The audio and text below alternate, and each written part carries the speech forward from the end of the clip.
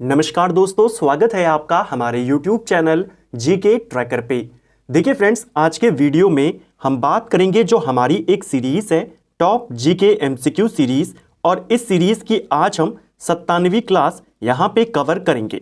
जैसा आप जानते हैं, इस सीरीज में हम जीके के प्रीवियस ईयर क्वेश्चंस को यहाँ पे कवर करते हैं और इनको पूरी डिटेल के साथ कवर करते हुए चलते हैं। यानी इनसे जुड़े हुए जितने आपके एक्स्ट्रा फैक्ट होते हैं उनको भी यहीं पर कवर कर जाते हैं, जिससे आपका प्रैक्टिस भी हो जाए और साथ में रिवीजन भी आपका होता रहे।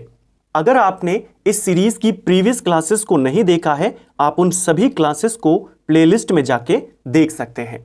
तो चलिए दोस्तों, आज की क्लास को शुरू करते हैं। आज का हमारा पहला क्वेश्चन है, भारत में राष्ट्रीय मतदाता दिवस किस दिन मनाया जाता है? तो देखिए, जो नेशनल वोटर्स डे है आपका, ये हर साल 25 जनवरी को मनाया जाता है। ऑप्शन बी सही आंसर हो जाएगा।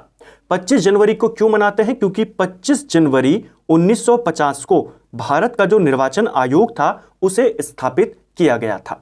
तो इलेक्शन कमीशन ऑफ इंडिया की स्थापना कब होती है? डेट सहित पेपर में आता है 25 जनवरी 1950। इसीलिए हर साल 25 जनवरी को राष्ट्रीय मतदाता दिवस मनाते हैं। ठीक है, नेक्स्ट है, निम्नलिखित में से किसने केंद्रीय विधानसभा में बम फेंका था? तो देखिए, केंद्रीय विधानसभा में जो बम फेंका गया था यह 8 अप्रैल 1929 में फेंका गया था। डेट सहित पेपर में आया है कि किस दिन फेंका गया था। 8 अप्रैल 1929 को, और यह भगत सिंह और उनके साथी बटुकेश्वर दत्त के द्वारा फेंका गया था। ऑप्शन डी यहां पे सही आंसर हो जाएगा। ठीक है, उस दौरान विधानसभा के अंदर जो आज की लोकसभा है वहां पर ट्रेड डिस्प्यूट बिल और दूसरा पब्लिक सेफ्टी बिल के ऊपर बहस चल रही थी। उसी बीच वहां पर बम फेंका जाता है भगत सिंह और बटुकेश्वर दत्त के द्वारा। खाली बेंचों पर यह बम फेंका जाता है ताकि किसी को भी यहां पर कोई भी नुकसान ना हो। डेट आपने याद करनी है और इनके नाम भी पूछे जाते हैं। किसी भी राजनीतिक दल को राष्ट्रीय दल बनने के लिए कितने राज्यों में मान्यता जरूरी है? तो कोई भी राजनीतिक दल अगर नेशनल पार्टी बनना चाहता है, हाल ही में कौन सी पार्टी बनी है नेशनल पार्टी? आम आदमी पार्टी बनी है। तो अगर किसी भी पार्टी को राष्ट्रीय दल बनना है तो कितने राज्यों में मान्यता जरूरी है? 4 राज्यों में आपको राजकीय दल का दर्जा प्राप्त होना चाहिए। 4 अलग अलग राज्यों में अगर आपको राज्य स्तरीय दर्जा मिल गया तो आप अपने आप नेशनल पार्टी बन जाएंगे। ठीक है, नेक्स्ट है, निम्नलिखित में से कौन सी पार्टी या संगठन डॉक्टर भीमराव अंबेडकर द्वारा स्थापित नहीं किया गया था? तो देखिए, इन चारों जो संस्थाएं हैं आपकी, जो चारों यहां पर संगठन हैं, इनमें से दलित मुक्ति मोर्चा BR अंबेडकर के द्वारा स्थापित नहीं किया गया था।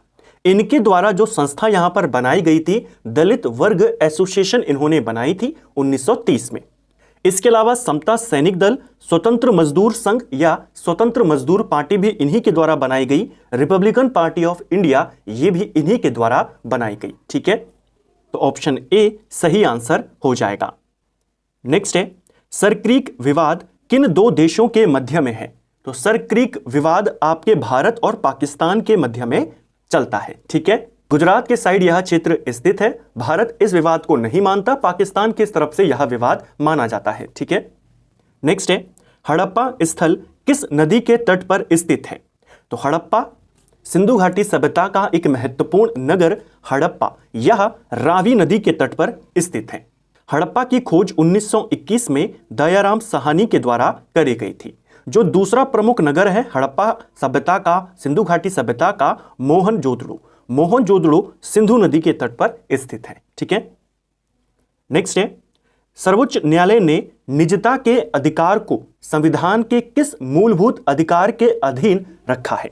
यह क्वेश्चन उत्तराखंड में पूछा गया है कि जो आपका राइट टू प्राइवेसी है वह किस आर्टिकल में उल्लेखित है, या किस आर्टिकल में सुप्रीम कोर्ट ने माना है कि राइट टू प्राइवेसी यानी निजता का अधिकार उसमें शामिल है।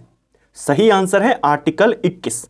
आर्टिकल 21 के अंदर आपके सारे जो ऐसे अधिकार हैं जो आपकी लाइफ से जुड़े हुए हैं, आपके जीवन से जुड़े हुए हैं, आपकी आज़ादी को लेकर जुड़े हैं, चाहे वो निजता का अधिकार हो, आपके जीवन का अधिकार हो, आपके विदेश जाने का अधिकार हो, शादी करने का अधिकार हो, ये सारे जो आपके अधिकार हैं वो सब किस में हैं? आर्टिकल 21 में बताए गए हैं। ठीक है, निम्नलिखित में से किस अधिनियम के द्वारा सिखों के लिए पृथक निर्वाचन की व्यवस्था करी गई थी?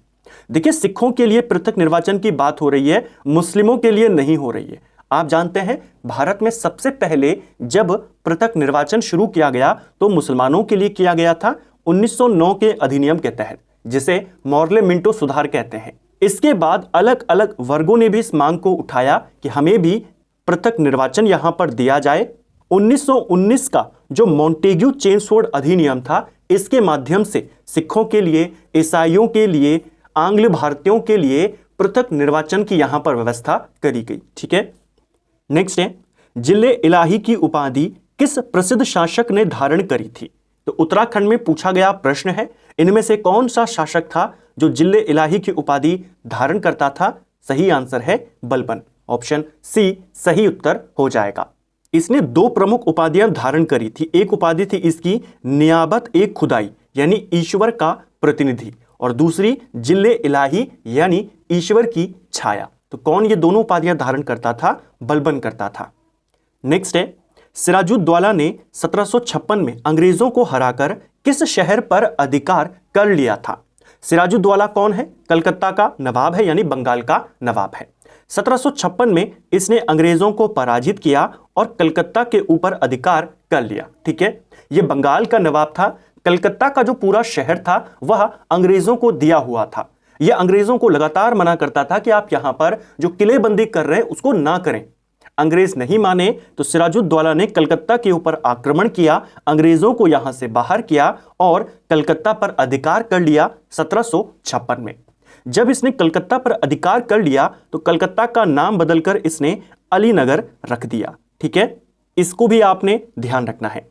और बाद में जब अंग्रेज वापस आए, अपनी शक्ति को लेकर आए, तो सिराजुद्दौला के साथ एक संधि होती है। 9 फरवरी 1757 को यह संधि होती है और इस संधि को अलीनगर की संधि कहा जाता है। तो क्वेश्चन आता है, अलीनगर की संधि किस किस के बीच में होती है? आप कहेंगे सिराजुद्दौला और अंग्रेज। अंग्रेजों में कौन? Robert Clive. ठीक है, और यह संधि इसीलिए इंपॉर्टेंट है क्योंकि आगे जाकर के 1757 में ही जो बैटल ऑफ प्लासी होगा, उस युद्ध में अंग्रेज इसी संधि के उल्लंघन का आरोप लगाते हैं नवाब के ऊपर और बंगाल के नवाब पर आक्रमण कर देते हैं। ठीक है, तो अलीनगर की संधि, कलकत्ता पर अधिकार किया, कलकत्ता का नाम बदलकर अलीनगर किया और फिर अलीनगर की संधि करी। ठीक है, नेक्स्ट है, सबसे अधिक हिंदू अधिकारियों को नियुक्त करने वाला मुगल सम्राट कौन था?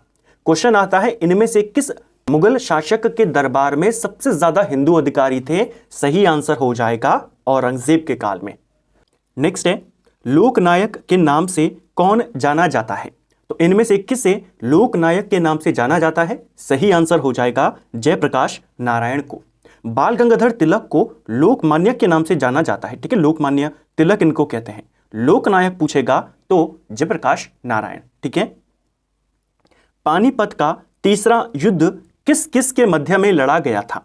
पानीपत का जो तीसरी लड़ाई होती है 1761 में होती है और यह लड़ाई मराठा और अफगानों के बीच लड़ी गई थी, जिसमें अफगानों का नेतृत्व अहमद शाह अब्दाली कर रहा था। तो किस किस के बीच लड़ाई हुई? मराठा और अहमद शाह अब्दाली।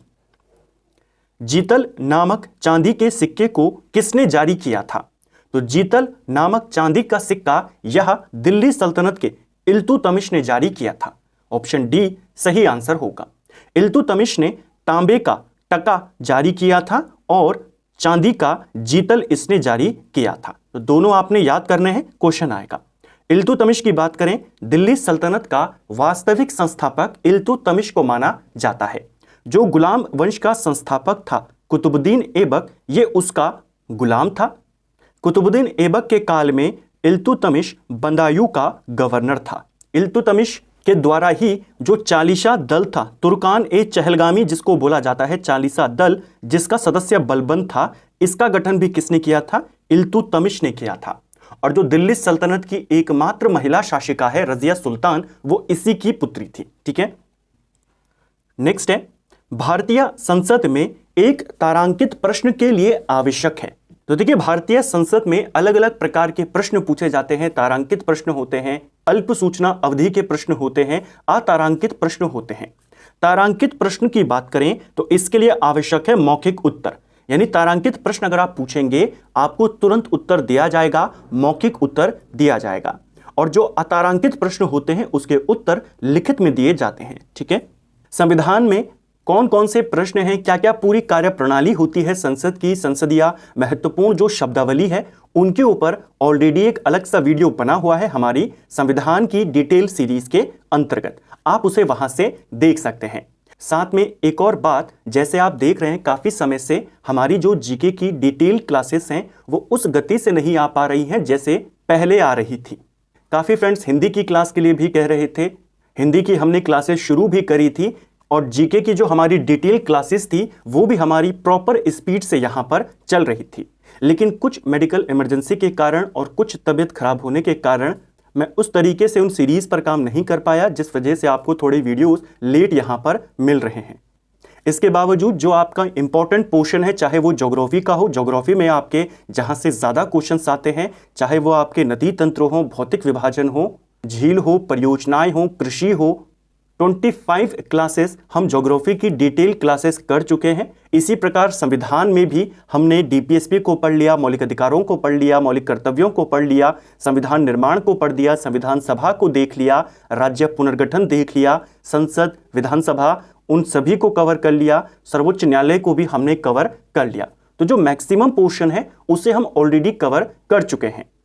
क्योंकि आपके एग्जाम यहाँ पे शुरू होने जा रहे हैं तो आपको ज़्यादा चीज़ें ट्राई नहीं करनी है, अच्छे से अपना रिवीजन करना है और चीज़ों को अच्छे से प्रैक्टिस करते हुए चलना है। एक बार जैसे ही सारी चीज़ें नॉर्मल होती हैं, दोबारा से आपकी डिटेल क्लासेस उसी स्पीड से आएंगी और बहुत जल्द उनको कंप्लीट कर दिया जाएगा और हिंदी की क्लासेस भी आपको आनी शुरू हो जाएंगी। चलिए नेक्स्ट है, भारतीय नटाल कांग्रेस की स्थापना किसने करी थी? तो देखिए, इंडियन नटाल कांग्रेस की बात करें, Indian Natal Congress Mahatma Gandhi ने स्थापित करी थी 1894 में, साउथ अफ्रीका में इन्होंने ये बनाई थी। ऑप्शन ए सही आंसर हो जाएगा। ठीक है, क्या था इसके पीछे पूरी कहानी? हमने राष्ट्रीय आंदोलन वाला वीडियो में जिसमें हमने महात्मा गांधी के बारे में संपूर्ण जानकारी देखी थी, उसमें पूरी कहानी पढ़ी थी कि आखिर क्यों बनी थी भारतीय नटाल कांग्रेस। फाहियान किसके शासन काल में भारत आया था? तो देखिए, फाहियान की बात करते हैं। फाहियान एक चाइनीज यात्री था, बौद्ध ग्रंथों को जमा करने के लिए यह भारत आया था। चंद्रगुप्त द्वितीय के काल में यह भारत आया था। 399 ईस्वी से लेकर 414 ईस्वी तक यह भारत में रहा। ठीक है, भारत में शूद्रों का विवरण देने वाला पहला विदेशी माना जाता है फाहियान को। फाहियान ने शूद्रों को चांडाल कहा है, इस चीज को भी ध्यान रखना, पूछा जा सकता है। फाहियान ने पाटलिपुत्र के अंदर जब अशोक के महल को देखा तो उसे देवताओं द्वारा निर्मित कहा। तो क्वेश्चन आएगा, अशोक के महल को देवताओं द्वारा निर्मित किसने कहा? इसी फाहियान ने कहा। ठीक है, फाहियान ने पाटलिपुत्र में एक अस्पताल होने का भी उल्लेख किया है, यह भी पूछा जा सकता है। नेक्स्ट है, इकोनॉमिक हिस्ट्री ऑफ इंडिया किसके द्वारा लिखी गई है? तो काफी फेमस किताब है economic history of India, Bharat के आर्थिक इतिहास पर लिखी गई इसे पहली किताब माना जाता है। इस किताब को आरसी दत्त ने लिखा है। ऑप्शन बी सही आंसर हो जाएगा। ठीक है, 1901 में यह किताब आई थी और यह उत्तराखंड में पूछी गई है तो इंपॉर्टेंट है। इनका पूरा नाम रोमेश चंद्र दत्त था। यदि एक व्यक्ति 180 डिग्री देशांतर को पूर्व से पश्चिम की ओर जाते हुए पार करता है तो क्या होगा? तो अगर कोई व्यक्ति 180 डिग्री देशांतर रेखा को पूर्व से पश्चिम की ओर पार करता है तो एक दिन यहां पर घट जाएगा, और अगर इसका उल्टा करता है, पश्चिम से पूर्व की ओर पार करता है, तो एक दिन बढ़ जाएगा। ठीक है, निम्नलिखित में से कौन सा स्थल बौद्ध धर्म से संबंधित नहीं है? तो इनमें से कौन सा स्थल है जो बौद्ध धर्म से जुड़ा हुआ नहीं है? सही आंसर हो जाएगा श्रवण बेलगोला। ऑप्शन ए सही आंसर हो जाएगा। जो श्रवण बेलगोला है यह एक प्रसिद्ध जैन तीर्थ स्थल है। आप जानते हैं जो चंद्रगुप्त मौर्य थे उन्होंने अंतिम समय में जैन धर्म को स्वीकार किया और यहीं पर श्रवणबेलगोला में ही उन्होंने अपना अंतिम समय बिताया और यहीं पर उपवास करके उन्होंने अपने शरीर का त्याग किया। यहाँ एक प्रसिद्ध जैन तीर्थ स्थल है, कर्नाटक में है। श्रवणबेलगोला बौद्ध धर्म से संबंधित नहीं है, ठीक है, तो इसको आपने ध्यान रखना है। तो फ्रेंड्स, ये था हमारा आज का वीडियो जिसमें हमने जीके के 20 इंपॉर्टेंट एमसीक्यूज को यहाँ पर कवर किया और उनको डिटेल में कवर करने का प्रयास किया। उम्मीद करता हूँ आपको आज का वीडियो पसंद आया होगा। अगर आपको ये वीडियो पसंद आया है तो वीडियो को लाइक करें, चैनल पे नए हैं तो सब्सक्राइब करें, दोस्तों के साथ शेयर करें और वीडियो आपको कैसा लगा कमेंट बॉक्स में हमें ज़रूर बताएं। साथ ही काफ़ी फ्रेंड्स ने कहा कि हम इस बार जो हमारी रिवीजन सीरीज आती थी एग्जाम से पहले उनको क्यों नहीं लेकर आए। एक क्विक रिवीजन सीरीज को हम हर बार करते थे ताकि एग्जाम से पहले आपका एक क्विक रिवीजन हो जाए। तो इसके पीछे का भी कारण वही है, थोड़ी सी तबीयत खराब की वजह से और एक मेडिकल इमरजेंसी के वजह से। उत्तराखंड का पूरा रिवीजन हमने 3 वीडियोस के माध्यम से ऑलरेडी आप कर सकते हैं। एक वीडियो में केवल उत्तराखंड के इतिहास के बारे में हमने बात करी थी मास्टर वीडियो में।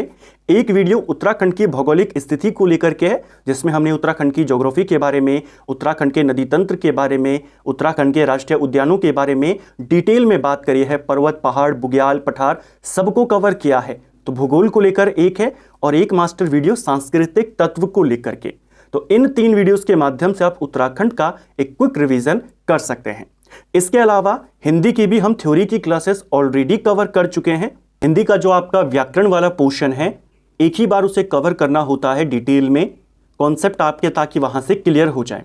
तो वो ऑलरेडी हम हिंदी को भी कवर कर चुके हैं, बस हिंदी की हमने उतनी प्रैक्टिस नहीं करी है जितने बाकी सब्जेक्ट की हमने करी है। जीएस के लिए हमारी डिटेल क्लासेस चल ही रही हैं। राष्ट्रीय आंदोलन हमने कर ही लिया था, मध्यकालीन भारत चल रहा था, उसकी भी कुछ क्लासेस बची हैं और आपकी ज्योग्राफी और कॉन्स्टिट्यूशन कंटिन्यू चल रहा है। तो इन सभी क्लासेस के माध्यम से आप एग्जाम से पहले अच्छे से अपना रिवीजन भी कर सकते हैं। Thank you friends.